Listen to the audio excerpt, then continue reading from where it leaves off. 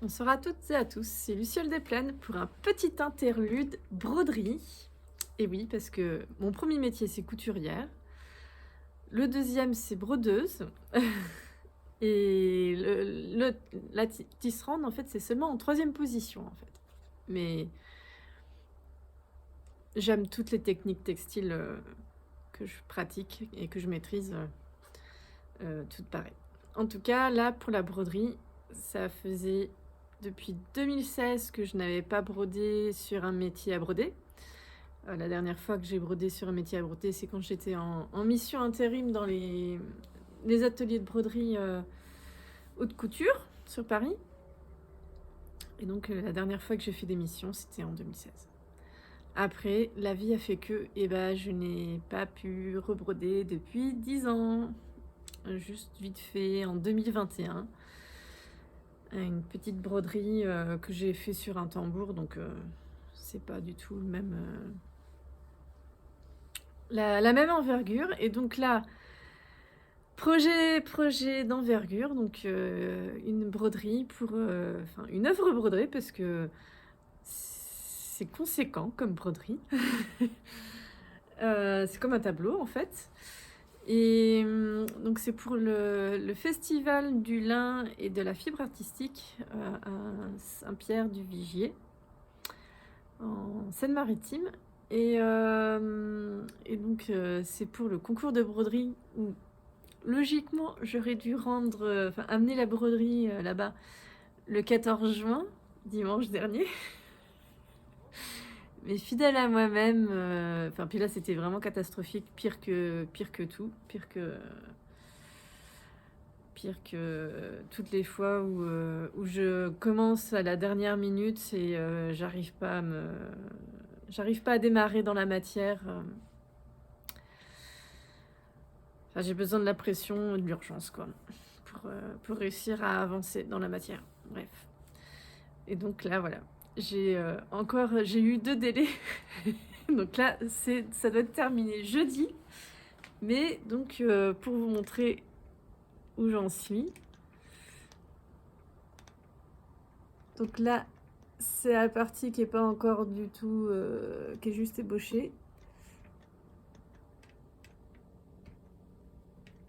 Là, cette partie-là, elle est quasiment finie. C'est la seule partie.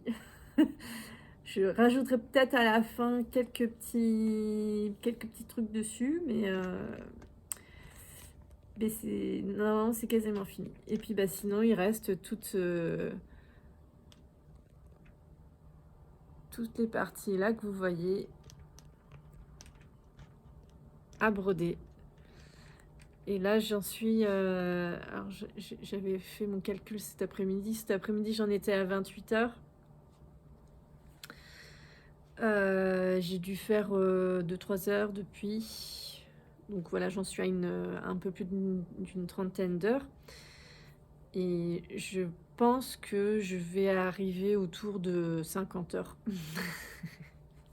pour terminer cette broderie. Et l'amener jeudi à Saint-Pierre-du-Vigier, en Seine-Maritime.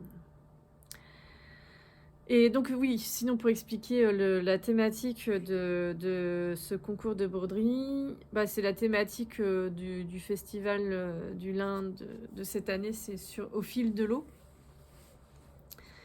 Et moi, cette thématique-là, ça m'a très vite parlé du fait que moi, je me suis installée à Lacarneille dans un village où il y avait énormément de tisserands auparavant. Et qu'il y avait beaucoup de tisserands dans cette région parce qu'ils étaient installés le long des rivières. Et donc c'est de manière fortuite que je suis arrivée à m'installer à Lacarneille, mais en même temps, c'est pas par hasard puisque je suis sur une terre ancestrale que j'ignorais jusqu'à il y a 2 ans, que c'était une terre ancestrale. Mais en tout cas, j'ai plein d'ancêtres qui sont originaires autour de Lacarneille. Et probablement à la Carneille aussi, même si j'ai pas encore réussi à remonter à retrouver des traces dans mon arbre généalogique. Et donc je suis partie sur ces rivières de Normandie, parce que comme c'est le festival du lin, le lin c'était aussi, en fait le tissage en Normandie était principalement du lin et du chanvre, parce que le climat s'y prêtait d'une part pour que ça pousse, et d'autre part par rapport aux conditions atmosphériques dont on a besoin pour tisser le lin et le chanvre, parce qu'il faut beaucoup d'humidité en fait. Et donc, oui, ce réseau, le réseau hydrographique de la Normandie s'était imposé pour moi comme inspiration. Donc là, en fait, je suis... ce que je vous ai montré, là, qui est quasiment fini, c'est un bout de la mer, de la Manche. Là, tout ça, ce qui n'est pas fini, c'est le reste de la Manche. Et puis sinon, toutes les zones là, ça en fait alors c'est pas des terroirs, mais je l'ai conçu comme c'est délimité en fait. Ce sont des zones qui sont délimitées par tous les cours d'eau, les fleuves côtiers et les affluents des fleuves côtiers. Et en fait je vais faire je vais remplir de gris chaque zone, et après je vais encore refaire d'autres choses par-dessus. C'est pour ça que j'ai pas terminé du tout. Et en fait, c'est ce qu'il y a derrière ça, c'est comment est-ce que l'eau tisse la terre. Voilà mon idée. Comment est-ce que l'eau tisse la terre? Parce qu'en réalité, on donne plus de relief à la terre qu'à la mer, puisque le niveau de la mer est au niveau 0. Mais ça peut être vu différemment. Voilà, je vais faire d'autres petites vidéos pour montrer un petit peu la broderie aussi, les points de broderie que j'utilise, et comment est-ce que je les utilise, comment j'utilise la technique pour créer des choses qui sont pas forcément jugées techniques. En tout cas, à l'époque, par mes profs, c'était pas assez technique, alors que pourtant si. Mais ça, c'est mon côté artiste qui a toujours été là.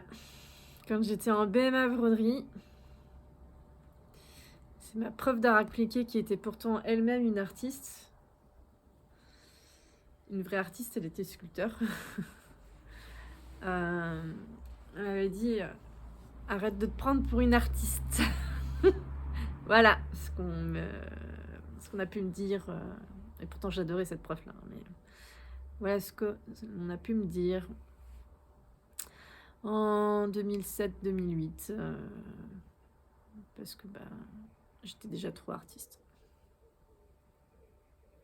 Donc oui, je vais faire d'autres vidéos pour montrer les points de broderie et comment est-ce que je les utilise pour créer de la matière, créer quelque chose qui soit au-delà de la broderie, de l'aspect technique. Donc, petite interlude de broderie entre... parce que je vais reprendre le tissage après, évidemment, mais moment très important pour moi, puisque ça faisait donc 10 ans que j'avais pas pu broder. Et ça me rappelle comment est-ce que je suis heureuse quand je brode, comment ça procure du bonheur de créer et de broder. Voilà, au prochain épisode.